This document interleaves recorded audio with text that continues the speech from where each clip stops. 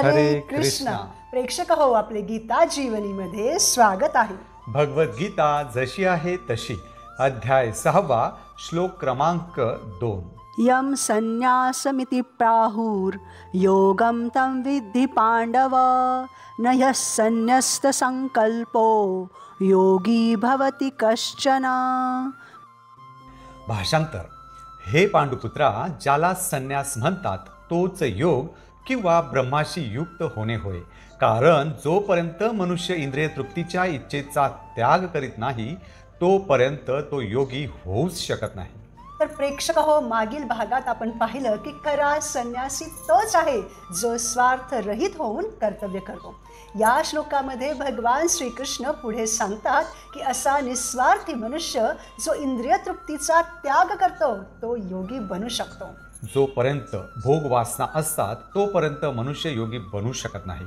आणि भोग वासना म्हणजेच स्वार्थ होय. उदाहरणार्थ, सोशल मीडियाने भौतिक संपत्तीने वेडा झालेला मनुष्य सांसारिक आसक्तींपासून अलिप्त राहूच शकत नाही. किंवा कामुक इच्छांनी प्रेरित व्यक्तीला आंतरिक शांती मिळूच शकत नाही. जोपर्यंत स्वार्थ आहे तोपर्यंत भोग वासना असणारच. आणि जोपर्यंत मनुष्य त्यांचा त्याग करत नाही तोपर्यंत तो योगी बनूच शकत नाही किंवा संन्यासीही बनू शकत नाही, भक्त तर बनूच शकत नाही. प्रेक्षक हो, लोक त्यागाच्या गोष्टी करतात, पण आपण त्यागणार तरी काय? हे शरीर आपलं नाही, ते पंचधातूंपासून बनलेलं आहे आणि ते त्यातच विलीन होणार. आपण ज्यांना आपलं म्हणतो ते कुटुंब, ते नातेवाईक, तो मित्रपरिवार आपला नाही. ते सगळेच जण आपल्या आधीच्या जन्मातील देणी घेणी फेडण्यासाठी एकत्र येतात, सुखदुःख भोगतात आणि वेगळीही होतात. तसेच ज्या संसारामध्ये आपण आहोत तो संसारही आपला नाही. आपलं तर भगवंतांच्या धामातून येथे पतन झालेलं आहे. मग आपण काय त्यागू शकतो? आपल्याला काही त्यागायचंच असेल तर इंद्रिय तृप्तीच्या इच्छेचा, भोग करण्याच्या इच्छेचा त्याग करायचा आहे. कारण इंद्रिय तृप्तीच आपल्याला भगवंतांपर्यंत परत पोहोचण्यामधील अडथळा आहे. या त्यागाचाच अर्थ आहे भगवंतांशी जोडणं. त्यालाच योग म्हणतात. म्हणजे संन्यासाचा अर्थ असा आहे की जोपर्यंत आपण या इंद्रिय तृप्तीच्या इच्छांचा त्याग करीत नाही तोपर्यंत आपण पुढे प्रगती करूच शकत नाही. जो निस्वार्थ वृत्तीने आपली विहित कर्तव्ये करीत असताना स्वतःच्या इंद्रियांना श्रीकृष्णांच्या सेवेत युक्त करतो तोच पुढे जाऊन योगी बनतो, कृष्णांशी जोडला जातो. आपनेंद्रिय प्रीतिवांच्या तारे बोले काम, कृष्णेंद्रिय प्रीतीच्या धरे प्रेमनाम. जेव्हा आपण भगवंतांशिवाय स्वतःसाठी काही करतो त्याला म्हणतात भोग किंवा काम. उदाहरणार्थ, एखाद्याने घरदार सोडलं आणि हिमालयामध्ये गेला. तो गेला कारण त्याचं या संसारामध्ये मन रमत नव्हतं, तर मग त्याला त्याग कसा काय म्हणणार? कारण मनुष्य जे काही करत आहे ते स्वतःसाठीच करत आहे. म्हणून अशा आसक्तींनाही भोग म्हणतात. वास्तविक संन्यास योग किंवा भक्ती म्हणजे मनुष्यानं जीवात्मा म्हणून आपली स्वरूप स्थिती जाणून त्याप्रमाणे कार्य करणं होय. म्हणून मनुष्यानं प्रत्येक कार्य श्रीकृष्णांसाठी केलं पाहिजे. काही त्यागायचं असेल ते सुद्धा श्रीकृष्णांसाठीच, आणि काही त्यागायचं नसेलही ते सुद्धा श्रीकृष्णांसाठीच असलं पाहिजे. उदाहरणार्थ, सुरुवातीला अर्जुन स्वतःसाठी युद्ध सोडू इच्छित होता. भीष्मांना, द्रोणाचार्यांना बघून तो म्हणाला की मी युद्ध करणार नाही. पण जेव्हा त्यानं भगवद्गीता ऐकली तेव्हा त्यानं युद्ध केलं, ते सुद्धा श्रीकृष्णांसाठी. त्यामुळे त्याचं कर्तव्यही पूर्ण झालं आणि श्रीकृष्णांची भक्तीही झाली. तेव्हा अर्जुनाला श्रीकृष्णांची सेवा करण्यासाठी, भक्ती करण्यासाठी भीष्म देवा नाही, जे त्याच्यावर सर्वात जास्त प्रेम करीत होते आणि अर्जुनही सर्वात जास्त प्रेम त्यांच्यावरच करत होता, त्यांनाही मारावं लागलं. तेव्हा त्याला किती त्रास झाला असेल, किती कष्ट पडले असतील, परंतु तरीही त्यानं श्रीकृष्णांच्या सेवेसाठी भीष्मदेवांना मारलं. हाच आहे खरा त्याग. एखाद्याला ताणतणाव येत असेल म्हणून किंवा मला हे आवडत नाही म्हणून मी सोडून दिलं असं असेल तर तो त्याग नव्हे. कारण तो दुसरी कुठली तरी गोष्ट ती ज्याला आवडेल ती इंद्रिय तृप्तीसाठी पकडणारच आहे. म्हणून खरा त्याग आहे श्रीकृष्णांच्या सेवेत लागणं, श्रीकृष्णांची सेवा करताना जीवनामध्ये जे काही कष्ट येतात ते सहन करणं म्हणजेच त्याग होय. हा जीवात्मा म्हणजे भगवंतांची तटस्थ शक्ती आहे. जेव्हा तो भौतिक शक्तीद्वारे वश होतो तेव्हा तो बद्ध होतो, आणि जेव्हा तो कृष्ण भावना भावित होतो किंवा त्याला आध्यात्मिक शक्तीची जाणीव होते तेव्हा तो आपल्या वास्तविक आणि स्वाभाविक स्वरूप स्थितीमध्ये म्हणजे श्रीकृष्णांच्या सेवेमध्ये स्थित होतो. कारण जीव श्रीकृष्णांचाच अंश आहे. ज्याप्रमाणे पंख्याची 3 पाती असतात किंवा 4 पाती असतात आणि त्याच्या मध्यभागी त्याचं मशीन असतं, त्याप्रमाणे आपल्या जीवनाच्या मध्यभागीही भगवान श्रीकृष्ण आहेत आणि आपण सर्वजण त्यांच्याशी त्यांच्यामुळे जोडले गेलेलो आहोत. प्रेक्षक हो, आपल्याला साकारण्यासाठी काही पात्र मिळतात आणि त्यानंतर आपण वेगळेही होतो. उदाहरणार्थ एखाद्या सिनेमामध्ये 2 कलाकार एकमेकांचे भाऊ असतात, परंतु दुसऱ्या कोणत्या तरी सिनेमामध्ये तेच 2 कलाकार एकमेकांचे शत्रूही असतात. परंतु याचा अर्थ असा होतो का की ते खरंच एकमेकांचे शत्रू आहेत? नाही, ते त्यांचं काम करत असतात. मग आपण नक्की कोण आहोत? आपलं खरं अस्तित्व काय आहे? मी याचा मुलगा किंवा मुलगी आहे, किंवा याची पत्नी आहे, मी सरकारी नोकर आहे, मी व्यावसायिक आहे, किंवा मी भारताचा नागरिक आहे, इत्यादी सर्व गोष्टी शरीराशी संबंधित आहेत आणि त्या बदलत राहणार आहेत. कारण आपण भारतामध्ये जन्म घेतला आहे, पण आपल्याला माहीत आहे का की मागच्या जन्मी आपण कुठल्या देशात जन्म घेतला होता? नाही. त्यानं काही फरकही पडत नाही. कारण आत्म्याचं अस्तित्व काय आहे, त्याची स्थिती काय आहे, हे भगवान श्रीकृष्ण येथे सांगतात. उदाहरणार्थ, ज्याप्रमाणे माशाची स्वाभाविक स्थिती आहे पाण्यामध्ये राहणं, त्याप्रमाणे आत्म्याची स्वाभाविक स्थिती असते कृष्ण भावनेमध्ये राहणं. जीवेर स्वरूप है कृष्णेर नित्यदास. म्हणून वास्तविकता ही आहे की आपण सर्वजण भगवंतांचे अंश आहोत. आपण हा विचार केला पाहिजे की आपण स्वतः आपल्या परिवारावर जास्त प्रेम करू शकतो की भगवान श्रीकृष्ण आपल्या परिवारावर जास्त प्रेम करू शकतात? कारण आपण सगळेच जण भगवंतांचे अंश आहोत, भगवंतांच्या परिवारातील सदस्य आहोत. म्हणून ते आपल्यावर सर्वात जास्त प्रेम करतात, आपलं संरक्षणही करतात, कारण आपण त्यांच्याशी जोडलेलो आहोत.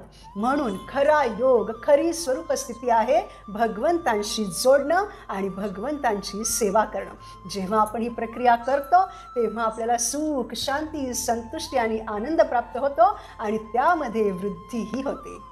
म्हणून मनुष्य जेव्हा या परिपूर्ण ज्ञानाने युक्त होतो तेव्हा तो सर्व प्रकारची इंद्रिय तृप्ती किंवा इंद्रिय तृप्ती करविणाऱ्या कर्मांना थांबवितो.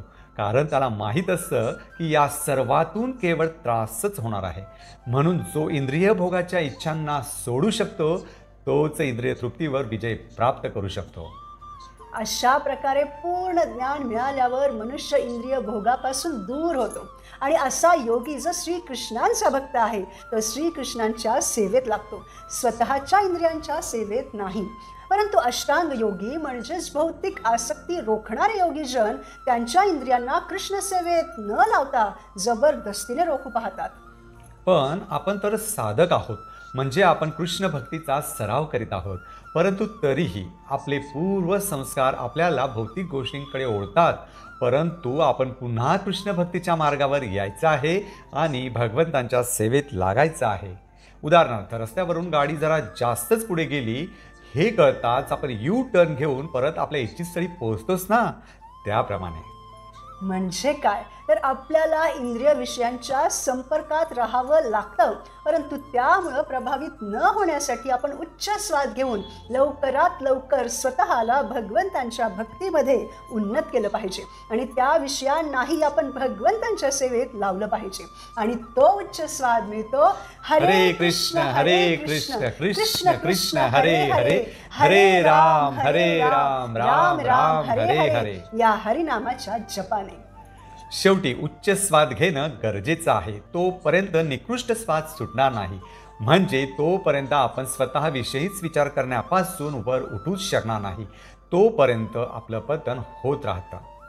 उदाहरणार्थ, कमळाचं फूल पाण्यामध्ये राहूनही ओलं होत नाही, म्हणजे प्रभावित होत नाही. परंतु तेच पांढरं कमळ दूरवर असणाऱ्या चंद्राच्या प्रकाशानेही प्रभावित होतं आणि रात्री फुलतं, म्हणजे ते प्रभावित होतं. म्हणजे आपण इंद्रिय विषयांपासून दूर गेलो तर आपल्या इंद्रिय विषयांना बघण्याची इच्छा संपेलच असं नाही, परंतु जेव्हा स्वार्थ संपतो तेव्हा आपण इंद्रिय विषयांपासून दूर असलो किंवा जवळ असलो तरी आपण त्यांप्रती आसक्त होत नाही. परंतु कमी बुद्धिमान लोक अशा इंद्रिय तृप्तीमध्येच व्यस्त असतात. रात्री 8 वाजता त्यांची पार्टी सुरू होते, रात्रभर पार्टी चालूच राहते. दुसऱ्या दिवशी ती सर्व नशा सर्व काही संपून जातं. एवढा वेळ पैसा सगळं काही देऊन काहीच प्राप्त होत नाही आणि झोपेचंही खोबरं होतं.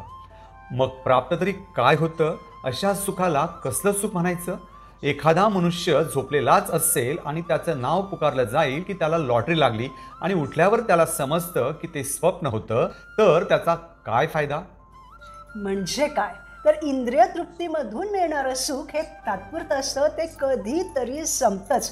पण त्याच इंद्रिय विषयांना आपण भगवंतांच्या सेवेत लावलं तर त्यातून शाश्वत आनंद मिळतो. उदाहरणार्थ, एखाद्या भक्ताकडे करोडो रुपये जरी आले तरी तो करोडो रुपयांचा स्वतः भोग घेण्याची इच्छा करीत नाही, तर भगवंतांच्या सेवेत त्यांना कसा लावू शकतो यावरच तो विचार करतो आणि तसं करून तो शाश्वत आनंद मिळवतो. शेवटी जे मोठमोठे योगी हजारो जन्मांमध्ये प्राप्त करू शकत नाहीत, ती सिद्धी अशा भक्तांना एकाच जन्मात भगवंतांच्या सेवेनं प्राप्त होते. म्हणजे ज्ञानप्राप्ती आणि इंद्रिय संयमित करण्याचा हेतू हा कृष्ण भावनेमध्ये आपोआपच साध्य होतो. त्यासाठी वेगळे प्रयत्न करण्याची आवश्यकता नसते. उदाहरणार्थ, जे कृष्ण भक्ती करू लागतात ते थोड्या दिवसांनी स्वतःच सांगतात की आता मला मांसाहार खाण्याची इच्छा होत नाही, ते आपोआपच सुटलं वगैरे. अशा प्रकारची उदाहरणे कृष्ण भक्तीमध्ये प्रगती करण्याची लक्षणे आहेत. केवळ कृष्ण भक्ती केल्यानं, हरे कृष्ण महामंत्राचा जप केल्यानं आणि भक्तियोगाच्या मार्गावर चालल्यानं कृष्ण भावनेच्या आचरणाद्वारे सर्व हेतू पूर्णपणे साध्य होतात. जो कृष्ण भक्ती करतो त्याने सर्व प्रकारचे यज्ञ संपन्न केलेले आहेत असं समजावं. त्यांना सर्व प्रकारच्या तीर्थस्थानांमध्ये स्नान करण्याचं फळ प्राप्त झालेलं असतं. सर्व प्रकारच्या आध्यात्मिक अनुष्ठानांचं फळ त्यांना आपोआप प्राप्त होतं. पण जर मनुष्य स्वार्थ वृत्तीने प्रेरित झालेल्या कर्मांचा त्याग करण्यामध्ये समर्थ नसेल तर अशा ज्ञान आणि योगापासून काहीच लाभ होत नाही. परंतु तेच कृष्ण भावना भावित मनुष्य श्रीकृष्णांवर एवढं प्रेम करतात की श्रीकृष्णांशी संबंधित नसलेल्या गोष्टींमध्ये इंद्रियांना युक्त करण्यासाठी अशा भक्तांकडे वेळच नसतो. मग ते कोणत्याही प्रकारचं आयुष्य म्हणजे गृहस्थ असोत किंवा संन्यासी किंवा नोकरी करत असोत किंवा व्यवसाय, तरी त्यांनी त्यांचं मन श्रीकृष्णांमध्येच स्थिर केलेलं असतं. ते त्यांचं सर्व कर्मफळ श्रीकृष्णांना अर्पण करतात. ते त्या कर्मफळांचा द्वेषही करीत नाहीत किंवा त्याबद्दल आसक्तही नसतात. या सर्वांचा चेतनेशी संबंध असतो, क्रियांशी नाही. म्हणून अशा कृष्ण भावनाभावित मनुष्यालाच खरा संन्यासी म्हटलं जातं, योगी म्हटलं जातं. म्हणून प्रेक्षक हो, जीवनात आनंदी राहण्यासाठी आपण सर्व स्वार्थ तृप्त्यर्थ कर्मांचा त्याग केला पाहिजे आणि भगवत संतुष्टी प्रित्यर्थ कर्म करण्यास सतत तयार असलं पाहिजे. पुढील भागात आपण भगवद्गीतेच्या 6व्या अध्यायातील पुढील श्लोकांवर मनन करू. स्वतःची विहित कर्तव्ये तसेच कृष्ण भावना भावित होऊन भगवंतांची सेवा करूयात आणि अष्टांग योगी किंवा संन्यासी बनूयात. धन्यवाद. हरे कृष्ण.